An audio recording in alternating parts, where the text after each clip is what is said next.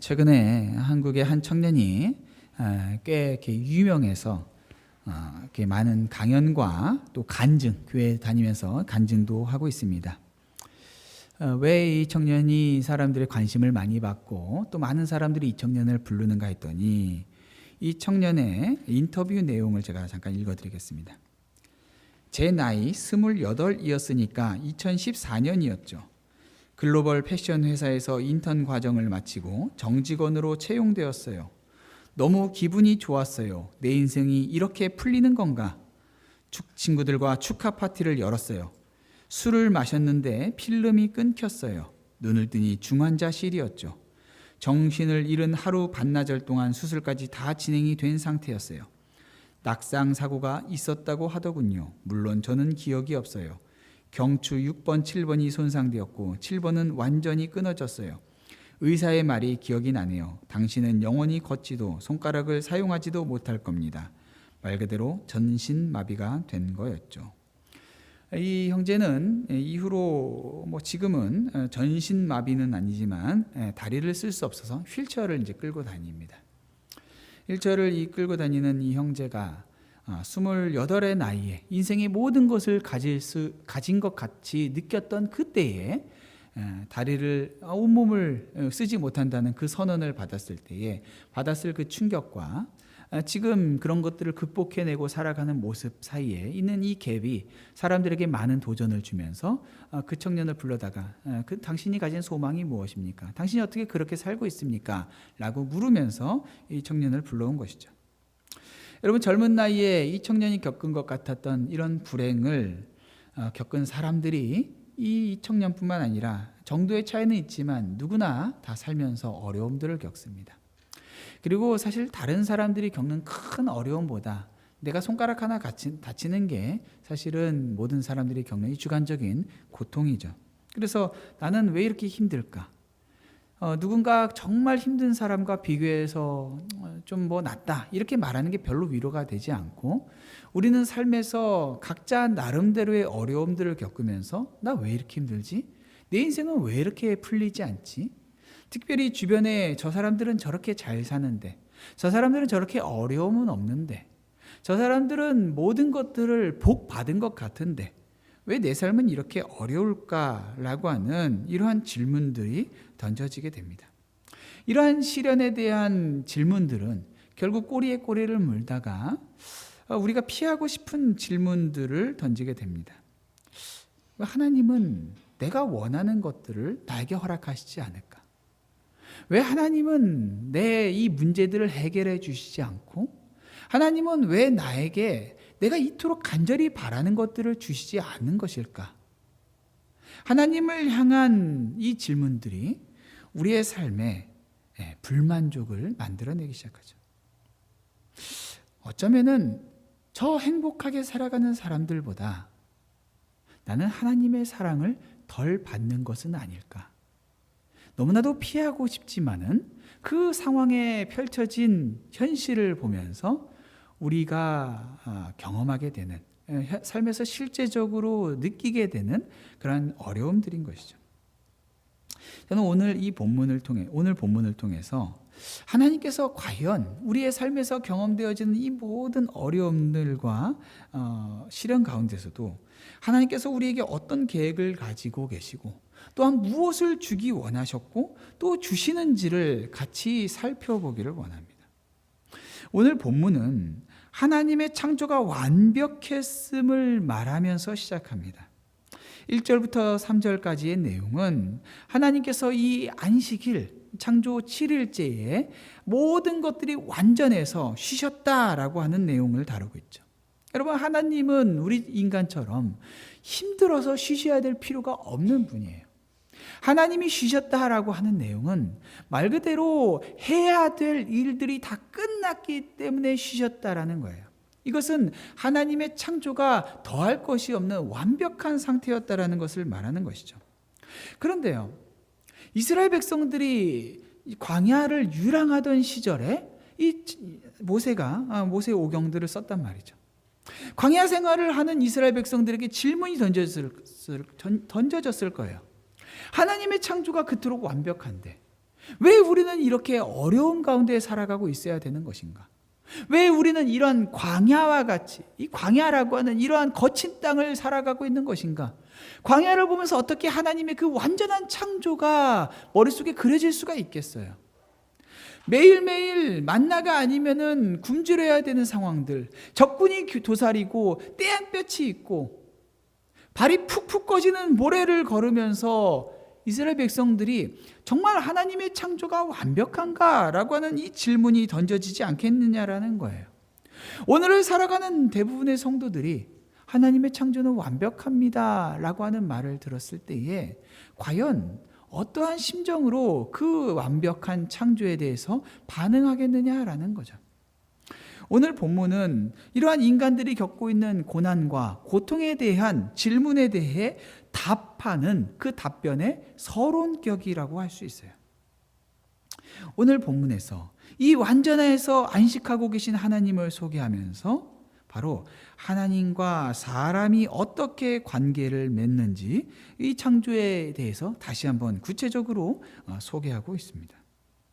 우리 4절은 이것이 천지가 창조될 때에 하늘과 땅의 내력이니 라고 시작되고 있죠. 여러분 여기서 이 내력이라고 하는 이 단어는요, 창세기의 어떻게 보면 핵심 단어예요. 사실 이 내력이라고 표현, 다른 데서는 내력이라고 번역되지 않고 대부분 창세기에서 계보라고 번역이 돼 있어요. 여러분 창세기에는 족보가 굉장히 많죠. 아담의 이 셋의 족보, 가인의 족보도 있고요, 아브라함의 족보도 있고요. 이 족보를 통해서 하나님의 이 역사가 이루어지는 하나님의 사람들, 하나님의 나라들, 이런 것들이 표현되고 있는데, 여기서 이 천지가 창조될 때 하늘과 땅의 내력이라고 같은 단어를 씀으로써 하나님의 가시적인 하나님 나라가 이 땅 가운데 어떻게 보여지는지를 소개하고 있어요. 그런데 여러분 여기 보니까 하나님께서 땅과 하늘을 만드실 이때에 여호와 하나님이 땅에 비를 내리지 아니하셨다라고 하고 있고요. 그리고 그 땅에 사람이 아직 없어서 들에 초목도 없고 밭에는 채소도 나지 아니했다라고 하고 있어요. 여러분 분명한 사실은 온 세상이 하나님이 창조하셨고 완벽하게 창조하셨는데, 창조하시고 나서 하나님의 손을 벗어나서 내가 기계가 아주 잘 돌아가게 완벽하게 만들어 놨으니 알아서 잘 돌아가라 라는 식으로 하지 않으셨다라는 거예요. 하나님은 세상을 완벽하게 창조하셨지만은 그 안에서 안식하신다라는 말이 하나님의 완벽한 창조를 말하고 있지, 하나님이 거기에서 그 창조된 세상의 역사에서 벗어나서 더 이상 개입하시지 않는 방관자적인 하나님으로 소개하지 않고 있다라는 거예요. 오늘 본문에서는 계속해서 여호와 하나님이 반복돼서 나오고 있어요. 하나님께서 비를 주시지 않아도 그 땅에서 안개가 올라와서 땅을 적시도록 하셨어요. 하나님이 모든 역사마다 적극적으로 개입하셔서 하나님의 전능하심이 하나님의 통치로서 그 땅을 다스리도록 하고 계셨어요. 그리고 하나님의 통치가 있는 그 곳에 하나님이 바로 하나님의 사람을 만드신다라고 나타나고 있죠. 여러분 1장에도 하나님의 이 사람 창조하신 창조가 나타났죠. 근데 1장만 보면요, 1장에 가장 하나님이 사람 창조하신 사람의 특징이 뭐예요? 사람을 하나님의 형상대로 만들었다는 거예요. 하나님의 형상, 하나님의 모양대로 만들었어요. 놀랍죠? 이 너무나도 놀라운 이 표현, 어떤 것도 이 어떤 우주 만물도 하나님의 형상, 하나님의 모양으로 지어진 건 없어요. 그런데 하나님의 형상, 하나님의 모양대로 지어진 그 사람이 자기 자신을 인식했을 때 나는 하나님의 형상이야, 나는 하나님의 모양이야 라고 인식한다면은 여러분 어떤 생각이 가장 먼저 떠오를까요? 저것들은 다 아무것도 아니야, 나는 특별해 라는 이 생각으로 굉장히 자기 자신을 높이 교만한 생각을 가질 수가 있죠. 모든 것들을 다스리는 수준을 벗어나서 심지어는 하나님의 형상대로 나 지음받았으니까 나 하나님과 동급 아니야? 라는 생각까지도 가질 수 있다는 거예요. 1장만 보면은 그래요. 그러한 때에 하나님께서 이런 피조하신 아담이 스스로 하나님의 형상이라는 것에 빠져서 마치 자기 스스로를 하나님처럼 생각하다가 마치 사단이 지었던 것 같은 그러한 죄 가운데 넘어지지 않도록 하나님이 특별한 재료를 써서 사람을 만드세요. 그것이 바로 뭐예요? 흙이죠. 하나님이 사람을 만드시는데 다른 것들처럼 말씀으로 만드시지 아니하시고 흙으로 빚어서 사람을 만드세요. 여러분, 재료가 흙이라는 것은 그 재료가 가장 보잘것 없는 것이라는 거예요. 특별할 게 없다라는 거예요. 가장 아무것도 아닌 것을 골라서 만든 게 사람이라는 거예요. 여러분, 사람은 사람을 평가할 때 대부분 뭘 가지고 평가하냐면은 그 사람의 배경, 그 사람이 가진 것을 가지고 평가를 해요. 그죠? 어느 대학 나왔어? 집이 몇 평이야? 차가 뭐야? 이런 걸 가지고 사람을 평가해요.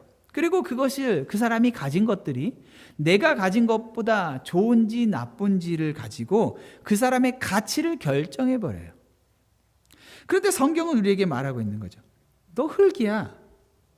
너 흙이야. 여러분, 아담이라는 그 이름 자체가 가지고 있는 뜻이 흙, 먼지, 재 이런 뜻이에요. 그러니까 사람 이름을 만들었는데 그 사람 이름을 그 재료 가지고 부르는 거예요. 한마디로 아담아 라고 부를 때는 야, 이 흙먼지야, 야, 이 재투성이야, 야, 이 먼지투성이야 라고 부르신다는 거예요. 이 참 사람 이름을 이렇게 기분 나쁘게 지을 수 있습니까? 근데 하나님께서 사람을 그렇게 흙으로 만드시고 흙으로 부르고 계세요. 여러분, 사람이 학벌 자랑하면 흙먼지가 학벌 자랑하고 있는 거고, 돈 자랑하면 흙먼지가 돈을 자랑하고 있는 거예요. 그런 것들은 하나님 보시기에 아무것도 아니라는 거예요. 가끔 부자 크리스찬들이 TV에 나와서 신앙을 간증합니다. 그러면 사람들은 그걸 보면서 야, 저 사람은 하나님께서 특별하게 복 주셔서 저런 부자가 됐구나 라고 감동합니다. 그러면서 나도 저런 사람이 되고 있으면 좋겠다, 나도 신앙을 잘 가지면은 저런 부자가 될 수 있을까라는 꿈을 꿉니다. 여러분, 예수님은 마국간에서 태어나셨어요. 아빠가 가난한 목수였어요. 부자 크리스찬이 받은 재물은 그것도 하나님이 주신 복이 맞습니다. 그러나 그가 가진 재물이 그 사람을 향한 하나님의 평가는 아니에요. 불신자들도 얼마나 부자들이 많아요. 세계 최고의 부자들은 불신자들이에요. 대놓고 하나님 없다라고 말하는 사람들이에요. 대놓고 나는 지옥 가는 게 차라리 더 좋다라고 말하는 사람들이 세계 최고의 부자예요. 그런 세상에서 여러분, 돈을 보고 그 사람이 가진 환경을 보면서 마치 하나님이 저 사람에게 복을 줘서 그랬다라고 생각하면서 그렇게 생각을 해버리게 되면은 여러분, 하나님의 평가를 굉장히 오해한다는 것이죠. 여러분, 하나님 평가는 전혀 다른 곳에 있어요. 그 사람이 얼마나 많은 것을 가졌느냐, 얼마나 좋은 것들을 누리고 있느냐가 아니라 그 사람의 가치는 바로 하나님과 어떤 관계를 맺느냐를 통해서 나타난다는 거예요. 하나님이 사람에게 주신 가장 좋은, 가장 복되고 아름다운 것은요, 다른 것이 아닌 하나님과의 인격적인 관계예요. 하나님이 그것을 주셨어요. 흙으로 지어졌는데 하나님이 그 흙으로 사람을 만들어 놓으시고 생기를 그 안에다가 불어넣으세요. 가장 비천한 흙과 하나님의 영광스러운 호흡이 그 안에 대조되고 있어요. 사람을 사람답게, 사람을 영광스럽게 하는 것은 그가 무엇을 가졌느냐가 아니라 하나님께서 그에게 무엇을 주셨는가, 그가 하나님과 어떤 관계를 맺고 있느냐라는 거예요. 여러분, 그 보잘것없는 흙을 하나님께서 가지고 빚으십니다. 오늘 본문에서 하나님께서 사람을 만드실 때 쓰셨던 그 표현 7절에 여호와 하나님이 땅의 흙으로 사람을 지으시고라고 되어 있는데, 이 지으시고라는 말은요, 한마디로 빚었다라는 뜻이에요. 도자기 공이 도자기를 구워낼 때 그 만드는 과정, 그 표현이 바로 똑같은 단어예요. 영이신 하나님께서 사람을 도자기 빚듯이 빚어내시는 거예요. 그냥 있어라 라고 말하시는 것이 아니라 정성스럽게. 여러분, 도자기 장인이 도자기를 빚어내는 모습을 보면요, 정말 멋있죠. 그 섬세한 손짓과 그 눈빛의 안광이 확 하면서 어떻게 1mm의 오차도 없는, 그래서 장인이잖아요. 그렇게 정성스럽게 만들어내다가 아닌 것들은 어떻게 해요? 우리가 보기에는 멋져 보여도 장인이 아니면 아닌 거예요. 그냥 깨버려요. 하나님께서 아담을 만드실 때 가장 완벽하고 가장 온전하게 정성껏 빚으시는 거예요. 여러분, 아무것도 아닌 흙이 장인의 손에 있을 때예요, 누구도 그 흙을 보면서 아유, 저 더러운 걸 왜 만지고 있어 라고 한 사람이 없어요. 우리 애들이 밖에 나가서 흙장난하고 있으면 어떡할까요? 제가, 야, 만지지 마, 들어와서 손 닦고 놀아, 집안에서 깨끗한 거 가지고 놀아, 이렇게 한단 말이죠. 사실 흙을 좀 가지고 놀아야 되는데 좀 귀찮아요. 애들 그렇게 놀면 씻겨야 되는 게 귀찮아서 좀 안 시킨단 말이에요. 그런데 하나님 손에 있는 그 사람, 도자기 공에 있는 그 아름다운 빚어지는 도자기를 보면서 누구도 그것에 흙이기 때문에 보잘것없다라고 말하는 사람이 없어요. 하나님이 그렇게 사람을 정성스럽게 만드세요. 경이로워요.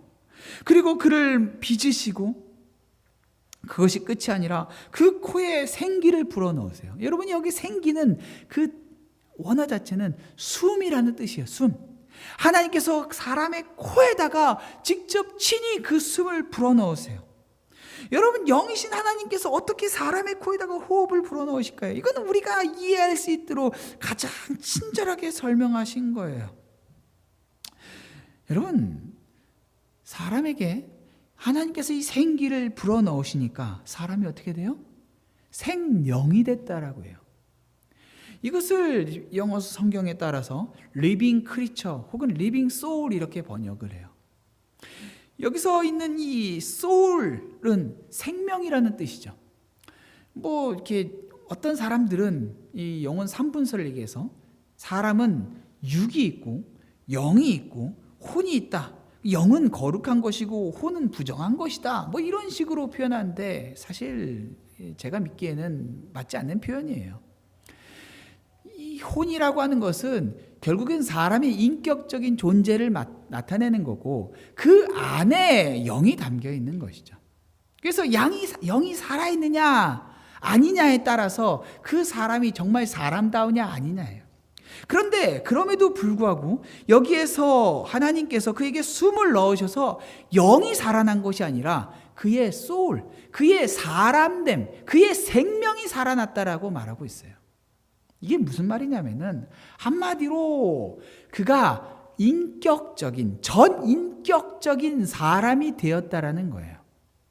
여러분, 사람이 사람 노릇하는 것은요, 코끝에 호흡이 왔다 갔다 한다라고 해서 사람이 아니에요. 하나님이 창조하신 사람은 하나님의 호흡이 그에게 있어서 하나님과 인격적인 관계를 맺을 때의 사람이라고 할 수가 있는 거예요. 여러분, 병원에 가면은 식물 인간들이 있죠. 기계를 갖다가 거기다가 숨을 강제로 불어넣고 강제로 나오게 해서 목숨을 살려놨어요. 그런데 살아있다라고 말하기 참 어렵죠. 살았으나 죽은 거예요. 사람이지만 사람 노릇을 하지 못하는 거예요. 하나님께서 사람을 특별하게 만드셨어요. 온 세상 어떤 피조물과는 다르게 특별하게 이 사람이 사람 노릇을 한다는 것은 뭐예요? 하나님과 인격적인 관계를 맺도록 하셨다라는 거예요. 여러분, 여기에 사람의 가치가 있는 거예요. 얼마나 많은 것을 가졌느냐, 얼마나 풍요롭게 살아가느냐, 그것이 아니라 하나님과 교제하느냐, 하나님과 인격적인 관계를 가졌느냐, 여기에 사람의 가치가 있는 거예요. 근데 아담의 범죄에 의해 어떻게 됐어요? 영이 죽으면서 사람이 사람답지 못하게 된 거예요. 더 이상 창조 목적대로 사람답게 살지 못하는 거예요.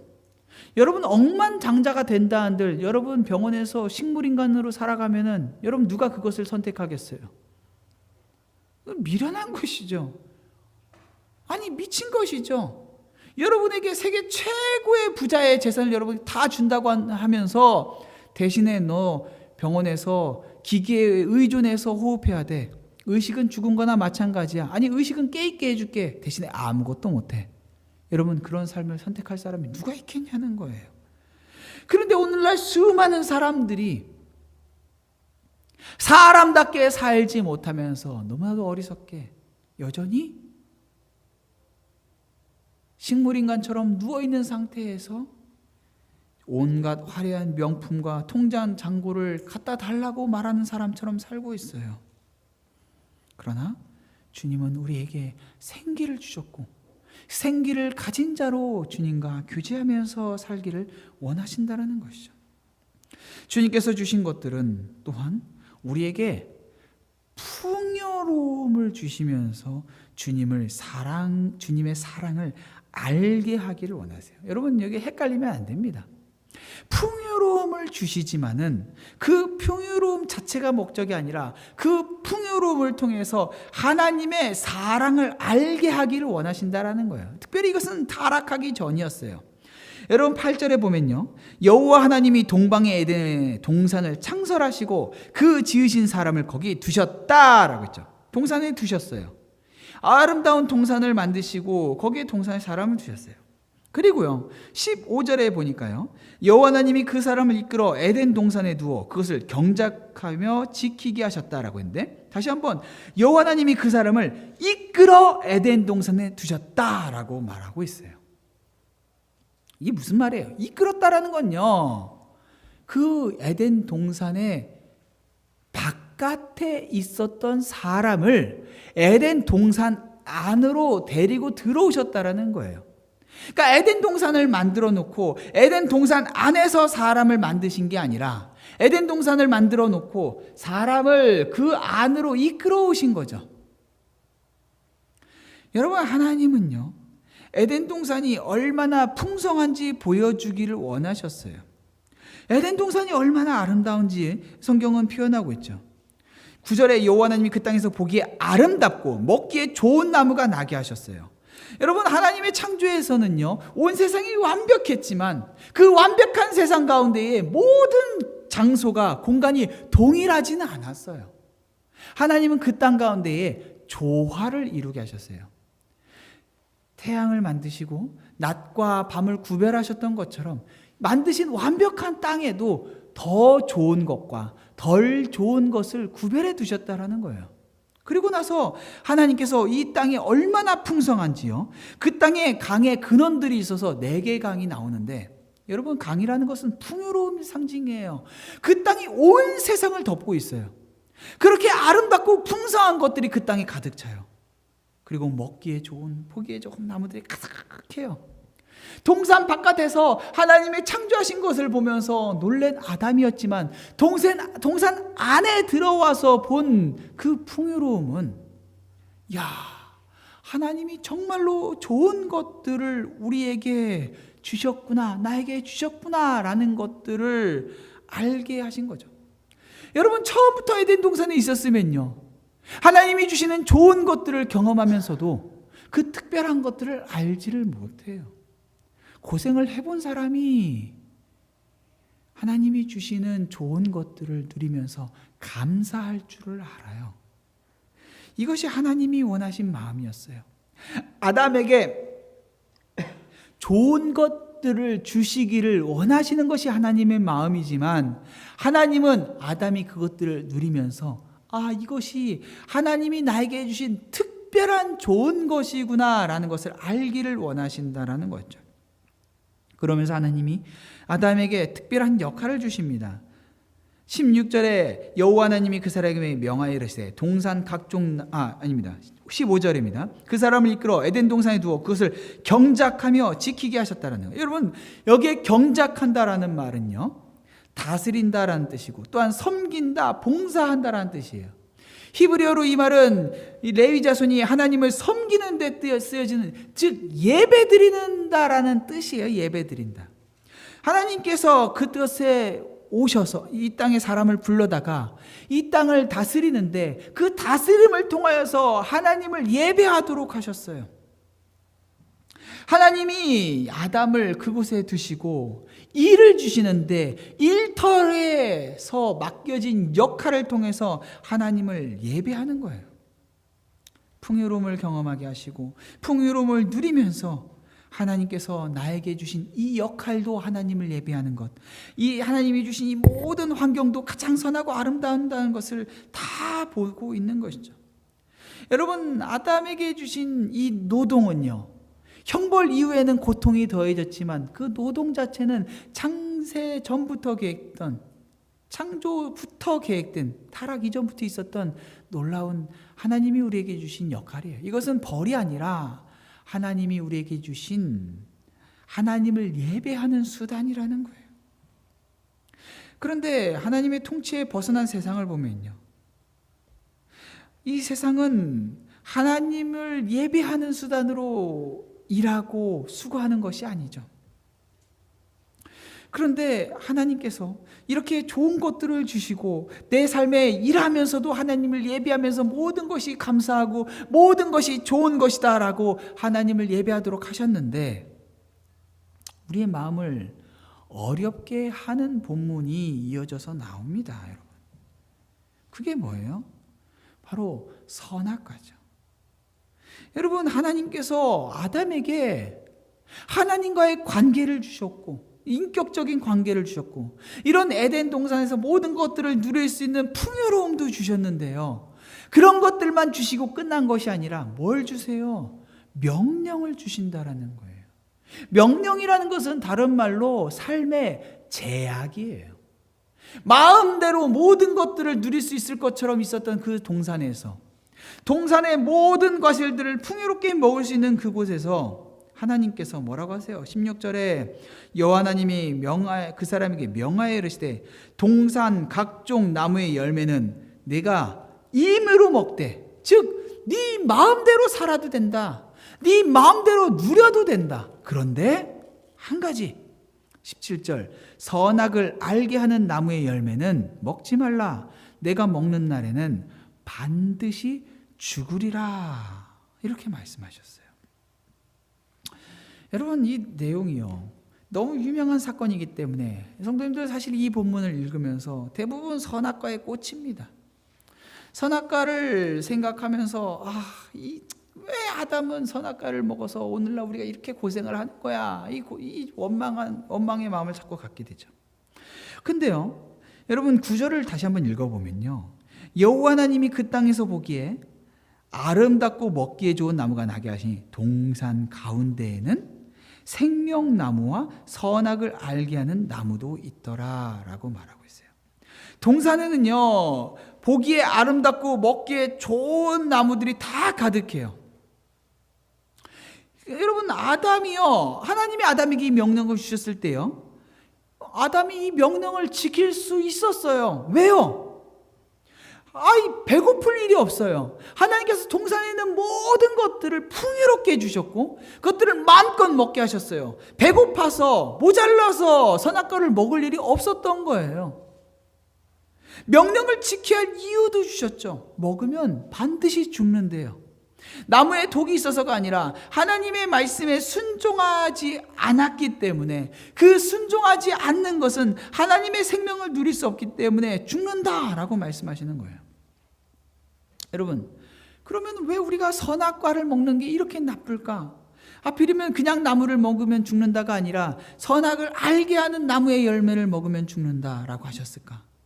어떤 사람들은 이 선과 악을 알게 하는 나무가, 이 선악과가 우리에게 어떤 성적인 지식을 주는 것이다. 대부분 이단이 막 이런 얘기를 해요. 선악과를 먹어서 뭐 성적인 지식을 얻고 막 아닙니다. 이것은 아담이 범죄하기 이전에 주신 명령이었고요.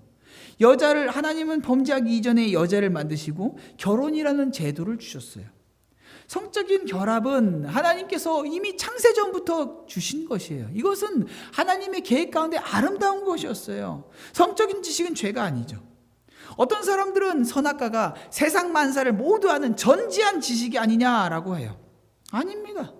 선악과를 먹은 이후에도 사람은 여전히 무한한 지식이 갖춰지지 못했어요. 이것은 도덕적인 자율권이에요. 지금까지는 하나님을 의지하면서 살아갔던 그들이 선악과를 먹는 순간 내가 선택해서 내가 내 인생을 내 맘대로 살아가겠다라고 하는 하나님의 뜻을 벗어나서 내 자유의지를 내 뜻대로 사용하는 거예요. 여러분, 하나님은 아담에게 자유의지를 주셨어요. 그런데 자유의지를 주셨다는 것은 자유의지를 가지고 선하게 쓰라고 주신 것이지, 그 자유의지를 가지고 내 마음대로 악한 행동을 지어서는 안 되죠. 여러분, 자유의지가 다 있습니다. 그런데 여러분, 자유를 만끽하겠다고 해서 다른 사람을 해치면 어떻게 됩니까? 감옥에 가요. 하나님께서 아담에게 자유의지를 주신 것은 그 자유의지를 가지고 하나님과 인격적인 관계 맺기를 원하신 것이에요. 그런데 많은 사람들이 자유의지에 대해서 착각을 해요. 하나님은 자유의지를 주시지 않은 것이다. 모든 것이 결정돼서 하나님의 결정된 뜻대로 된다. 하나님은 모든 것을 마음대로 하실 수 있는 하나님이시지만은 우리에게 자유의지를 주심으로 하나님과 인격적인 관계를 나누기를 원하세요. 그리고 자유의지를 줬다라고 하는 것은 그 자유의지를 어떻게 쓰느냐에 따라서 그 책임을 지는 것을 우리에게 요구해요. 우리 하은이가 방문 앞에다가 몇 가지를 붙여놨어요. 하성, not allowed. 방문에 들어올 수 없다라는 거예요. 너 들어올 수 없어. 내 방이니까 너 들어올 수 없어. 하준, not allowed. 엄마, not allowed. 아빠, allowed. 저만 허락받았어요. 그런데 하은이에게 배정된 방이지만은, 하은아, 너에게 배정된 방이라고 해서 네가 이 방에서 네 마음대로 모든 걸 할 수 있는 건 아니고, 너가 이렇게 엄마 아빠를 너 마음대로 통제할 수 있는 건 아니야. 여러분, 자유의지라는 것은 그래요. 하나님께서 우리에게 주신 것이지만은 그것은 절대적으로 하나님을 위하여서 쓰여지도록 주신 거예요. 마음대로 세상을 즐기며 살아갈 수 있어요. 뭔가 모자라서 죄를 짓는 것이 아니에요. 자유를 가지고 하나님을 바라보고 하나님을 의지하지 않을 때에 죄를 짓죠. 여러분, 하나님께서 이 나무들을 어디에 두셨어요? 동산 중앙에 두셨단 말이에요. 여러분, 아담이요, 에덴 동산을 거니면서 모든 것들을 즐기다가도 그의 시야에서 벗어날 수 없는 게 있어요. 바로 동산 중앙에 있는 생명나무와 선악과 나무예요. 언제든지 그게 보여요. 밥을 먹다가도, 수영을 하다가도, 용변을 보다가도 동산 중앙은 안 볼래야 안 볼 수가 없죠. 그것을 마주할 때마다 뭘 발견해요? 이 모든 것들을 주시는 하나님의 은혜가 있죠. 그 생명나무를 볼 때마다 생명이 하나님에게 있다라는 것들을 발견해요. 그렇지, 하나님께서 동산 중앙에 생명나무를 두셨지. 이 생명나무의 과실을 두 가지로 해석합니다. 하나는 하나만 먹어도 영원히 영생을 얻을 수 있을 것처럼 믿어요. 또 하나는 먹을 때마다 생명을 누리는 것. 여러분 알고 있는 존 칼빈, 종교개혁의 어떤 그 역할을 했던 존 칼빈은 이 나무가 아담과 하와가 그 과실을 먹을 때마다 생명의 근원이 하나님께 있음을 기억토록 해주는 성례전적인 의미를 가지고 있다라고 말했어요. 그러니까 선악과 옆에 있는 동산 중앙에 있는 생명나무를 먹으면서 하나님, 주님께 생명이 있습니다. 주님께서 이 모든 것들을 주셨습니다. 라는 것을 날마다 상기한다는 것이죠. 날마다 먹으면서 영원한 생명을 누릴 수 있는 나무로 있다라는 거예요. 그것을 마주할 때마다 하나님께 생명이 있어요. 그런데 불편하게도 그 옆에 내가 내 마음을 조금 불편하게 하는 다른 나무가 있죠. 그게 뭐예요?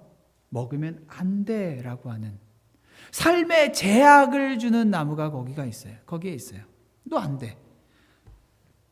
너 자유, 내가 너에게 자유를 줬지만 이 자유는 네 마음대로 모든 것들을 할 수 있는 것이 아니야. 여러분, 이 생명나무 옆에 있는 선악과를 먹을 때 우리는 자유의지를 남용함으로써 진짜 자유를 잃어버릴 수 있다는 걸 알아야 돼요. 선악과가 없으면 얼마나 좋을까 생각하는 사람들 있죠. 그것만 없었으면은. 그러나 선악과가 있음으로써 우리에게 하나님이 우리에게 주신 자유의지와 하나님께서 우리에게 주신 이 자유를 우리가 얼마나 누릴 수 없는 사람들인지를 동시에 보여줘요. 이것이 없었다면 우리는 동물들과 다를 바가 없는 인생이었다는 것이죠. 어떤 사람들은 삶의 제약이 악한 거라고 생각해요. 그런데 제약은 누구에게 주어졌느냐에 따라서 그것은 우리를 보호하는 수단이 돼요. 여러분, 차에서 내렸을 때 아이들이 주차장으로 막 달려나가면은 큰일 납니다. 너 차에서 내려서도 절대로 차 바깥으로 달려나가지 마. 이것은 제가 아이들에게 준 제약이지만 이것은 아이들을 지키는 강력한 수단이 되는 거예요. 하나님을 생각 안 하면은 우리는 언제나 죄 가운데 넘어져요. 우리는 자꾸 동산 중앙을 보지 않고 내 마음대로 살아가려고 해요. 하나님은 너 봐라. 내가 너에게 생명을 줬고 내가 너에게 모든 것들을 마음대로 할 수 있는 자유를 줬지만 너는 그 자유 가운데에서 내가 너의 통치자라는 걸 기억해야 돼. 내가 너의 하나님이라는 것, 내가 너희가 마치 왕처럼 모든 것들을 누릴 수 있는 자리를 줬지만 너는 진짜 왕이 아니고 내가 왕이야. 너에게 명령을 준 내가 진짜 왕이야 라는 걸 날마다 기억하게 하신다라는 거예요.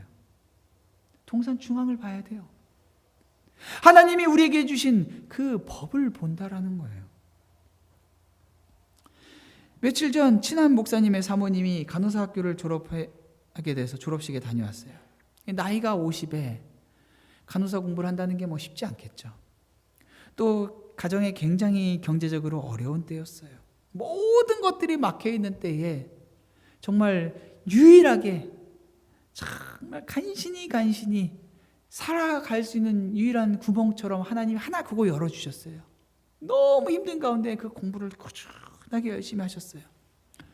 근데 공부를 하는데 자꾸 방해하는 녀석이 있는 거예요. 이 젊은 친구들이 많을 거 아니에요. 그 안에도. 이제 간호사 공부한다고 하니까 20대 중반의 젊은 여자애 하나가 이 동양 사람, 한국 사람이 얼마나 또 공부를 열심히 해요. 나이가 많아도 공부도 워낙에 젊어서도 많이 하신 분이고 열심히 하고 1등하고 이러니까 자꾸 와가지고 이제 깐족깐족 하는 거야. 너 시험 몇 점 받았어? 난 몇 점인데. 자꾸 비교하고 사람들한테 저 사람은 제가 내 라이벌이야. 자꾸 말하고 다니고. 재밌는 친구죠. 그 친구들은 아니야, 네가 쟤보다는 못해. 맨날 이러고 서로 거기서 티격태격 하는 거예요. 사모님은 그런 경쟁을 하고 싶은 생각이 추호도 없는데 자꾸 와가지고 물어보고 몇 점 맞았어? 뭐 했어? 자꾸 물어보니까 얼마나 스트레스를 받는 거예요. 공부하는데 다른 데 스트레스를 받는 게 아니라 그 안에서 친구가 자꾸 깐족거리고 자꾸 물어보고 비교하고. 그런데 이제 거의 졸업하기 직전에 중요한 시험을 봐야 되는데 이 시험을 잘 봐야 되는데 정말로 거의 통과 커트라인을 아슬아슬하게 성적을 나온 거예요. 평상시에는 너무 잘했는데 근데 요거를 잘 못 보면은 졸업을 못 하게 되는 거예요. 이걸 보고 그 다음 시험이 하나 더 있는데 요거를 잘하면은 이 앞에 시험도 이 뒤에 시험처럼 점수가 올라가서 된다고 그래 복잡한 게 있더라고요. 근데 그날 시험을 너무 못 봤어요. 성적이 나왔는데 진짜 이 온 가족이 이 어려운 가운데 이 시험 하나 잘 봐서 어떻게 해서든지 이걸로 지금 풀어나가야 되는 상황인데 얼마나 힘들었던지 힘든데 그 젊은 친구가 와갖고 또 물어보는 거예요. 몇 점 맞았어? 나 이번에 몇 점 맞았는데. 자기 시험 잘 본 거죠. 막 한 거예요. 물어보지 마. 나 지금 조금 마음 힘들어. 와갖고 집에 와서 엉엉 우신 거예요. 야, 이거 큰일 났다. 한 학기 더 하면은 버틸 재간이 없는데. 한 달을 마지막 시험을 해서 그냥 막 밤을 새가면서 했어요. 어떻게 됐을까요? 마지막 시험에서 너무 잘 본 거예요. 너무 잘 보다 못해 몇 개 학교 통합을 해서 1등을 했어요. 앞에 성적까지 올라가서 결국에는 그 모든 졸업생 대표로 1등을 하고 거기서 대표로 프레지던트 어워드를 받아서 거기서 연설을까지 하게 된 영예를 받은 거예요. 근데 이분이 연설을 하면서 졸업 연설을 하면서 이런 얘기를 하는 거예요. 자기가 참 힘들었다 공부하면서. 근데 나이를 먹고 공부하는 것도 힘들었는데 정말 힘든 것은 내 마음을 지키는 게 더 힘들었다라고 말하고 있는 거죠. 여러분, 우리가 상황에 어려움을 가지고요, 불평하면서 살아갈 수 있어요. 근데 어려움이 생겼을 때 우리는 선택할 수가 있어요. 뭐예요? 바로 이조차도 하나님께서 허락하셨음을 믿고 어떻게 하면 이 상황 가운데서 하나님께서 가장 기뻐하시는 삶을 살아갈 수 있는지 하나님 중심으로 살아갈 수 있다라는 거예요. 삶의 제약들, 하나님이 허락하시는 어려움들, 불편들, 하나님이 선하시지만 하나님이 우리에게 허락하시는 이거 안 돼, 그건 아니야 라고 말씀하시는 것들이 있어요. 우리가 생각하기에는 그런 것들이 당장 없어졌으면 좋겠지만은 하나님은 그것들을 사용하셔서 오히려 우리에게 하나님께 영광을 올려드리는 삶을 살아가게 할 수 있는 거예요. 그래서 그 사모님이 그날 졸업식에서 오히려 하나님을 찬양하고 하나님을 높여드리는 고백을 올려드릴 수가 있어요. 오늘 본문에서는 계속해서 여호와 하나님이 모든 것들을 여호와 하나님이 하셨다라고 말하고 있어요. 좋은 것도, 하나님과의 인격적인 관계도, 풍성한 삶도, 그리고 삶의 제약도 하나님이 허락하신 거예요. 내가 생각하기에는 없으면 더 좋을 것 같지만 하나님은 이 모든 것들을, 하나님이 창조하신 완벽한 세상에서 너에게 이것이 좋은 거야, 너 선악과를 먹지 않도록 명령한 이 선악과와 나의 명령이 너에게 지금 필요한 거야 라고 말씀하고 계신다라는 거예요. 우리는 이 본문을 통해서 우리가 정말로 하나님의 절대 주권을 인정해야 된다라고 말하고 있어요. 하나님이 우리의 삶에 허락하시는 모든 것들은 내가 생각하기에는 어떠하든지 가장 선하고 가장 좋은 것들로 우리에게 주고 계시다라는 것이죠. 놀랍게도 이 모든 것들은 우리에게 주시면서 우리로 하여금 하나님을 더 사랑하도록 주어주신 거예요. 우리 함께 좀 찬양하기 원해요. 네. 하나님 안에서 우리가 어떤 가치를 발견한 게 아니라 하나님 관계 안에서, 하나님 안에서 우리의 가치를 발견하기를 원하세요. 우리가 하나님 앞에 더 가까이 나오기를 원하시는 거예요. 하나님 우리를 너무나도 원하셔서 우리로 하여금 주님 가까이 더 나오기를 원하신다는 거예요. 오늘 말씀을 묵상하면서 여러분, 하나님이 나에게 가장 좋은 것을 주시기에 나조차도 나를 잘 모르지만 하나님이 나를 잘 아셔서 오늘도 지금도 나를 그러한 좋은 곳으로 인도하고 계심을 믿음으로 주님을 의지하고 주님과 동행하는 여러분이 되시기를 주님의 이름으로 축원합니다.